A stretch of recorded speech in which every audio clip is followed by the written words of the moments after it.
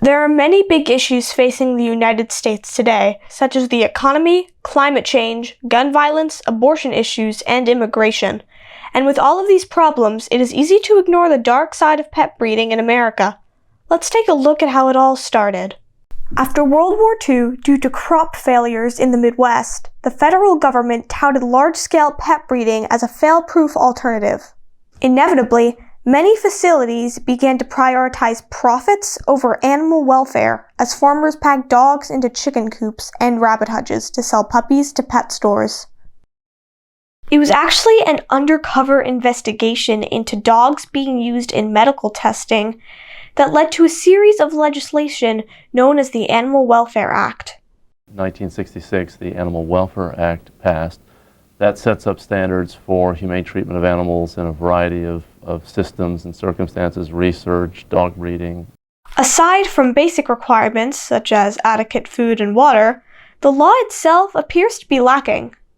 The things that are legal in a puppy mill or a kitten mill, you would never think of doing to your dog or cat at your home.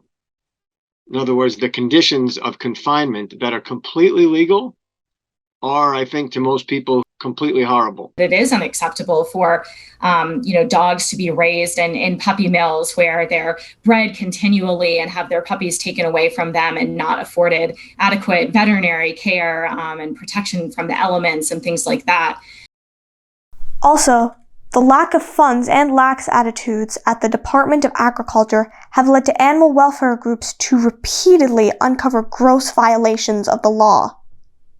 We had undercover investigations and, horrendous treatment of the animals. Treatment that would be a violation of the Animal Welfare Act. Just really nasty stuff I won't describe to you now.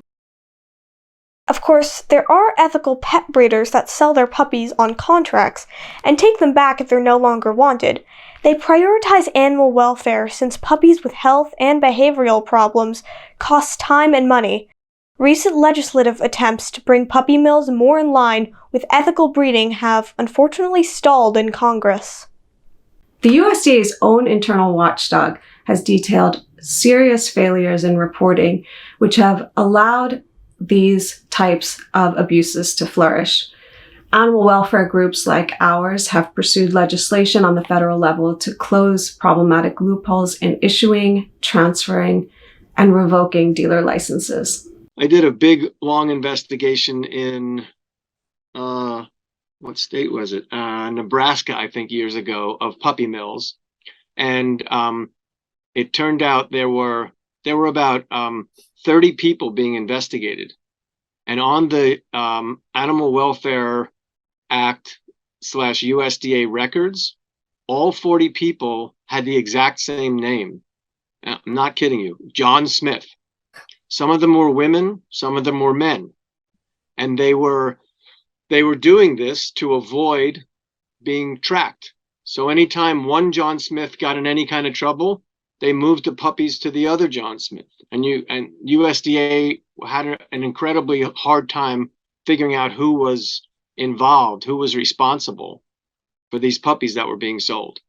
So my point there is that these people they're in a business, they're trying to make money, and they'll do almost anything if they can to avoid detection.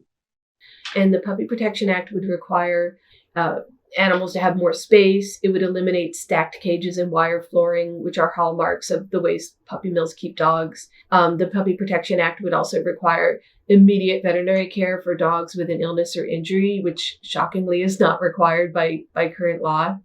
Responsible breeders should be supporting this type of legislation because responsible and ethical breeders are already meeting these standards, but also because it will get rid of some of the irresponsible breeders who are unfair competition. But others would go further, with some banning the retail sales of puppies in pet stores. Cutting off the puppy mill to pet store supply chain will decrease the demand for puppies raised in puppy mills. The inhumane practices at most puppy mills are shocking, appalling, and unacceptable. We've all seen the images on television. And others making adopt, don't shop the law of the land. So PETA is opposed to breeding in general, largely because of the current dog and cat overpopulation crisis.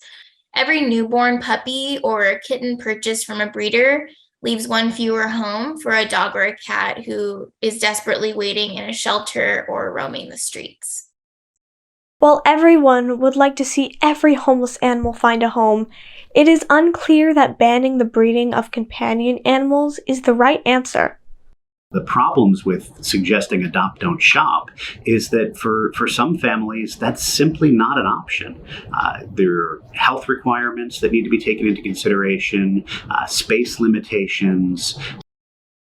Moreover, before humans harnessed the power of wind or fossil fuels, we relied on animals.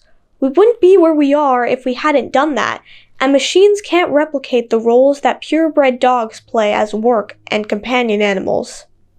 Since dogs had been domesticated probably more than 15,000 years ago, dogs had always had very functional roles for humans. And these different dogs, they serve different functions depending on the society, on the culture, the environment that the humans lived in. For example, in the Pacific Northwest in North America, there originally were no sheep. So the indigenous people there had bred a small, white, long-haired dog for use for their wool. They would remove the hair from these dogs like you would a sheep, and they would spin and dye and make woven textiles out of the hair from these dogs. And also companionship is a function as well. The drive of the dog, so what it was bred to do, whether that was herding or hunting or livestock guarding, those are all drives for those dogs. They were bred for 100 years to, sometimes hundreds of years to get to that point where they have these natural abilities. By adopt, don't shop, we've said all dogs are the same. While Swan's purebred dogs would thrive in a world with or without humans, shouldn't we draw the line when dogs such as teacup and flat-faced dogs are bred for exaggerated features that pose major health risks? Flat-faced dogs are breathing-impaired breeds. They are afflicted with an uncomfortable, debilitating, and sometimes fatal condition called brachycephalic syndrome. Really, a lot of it came from, humans expecting companionship from animals. They want them to look cute for humans to be happy. For example, do you know how teacup puppies are created? Reversing the natural selection process, runts of different litters are selected and then bred over and over until the smallest animal is created. If that's not bad enough, the puppies are then starved to stunt their growth. As you can imagine, in the natural world, this would likely give them no chance of survival and weaken their gene pool, all for the sake of our current aesthetic tastes. And I suppose knowing how we humans are responsible for long-term irreversible changes in other species, it should give us pause in considering the consequences of our actions and decisions. Teacup, flat-faced or brachycephalic, and other dogs bred for exaggerated features, they were created by humans, and they can only survive in human or anthropogenic environments. Would natural selection wipe them out? Probably, yes. For thousands of years, humans have been breeding dogs for work and companionship. Both species are, arguably, better off from this relationship. But we should be concerned when irresponsible breeders cater to consumers hoping to purchase a puppy on the cheap, or breed dogs that we no longer recognize as man's best friend.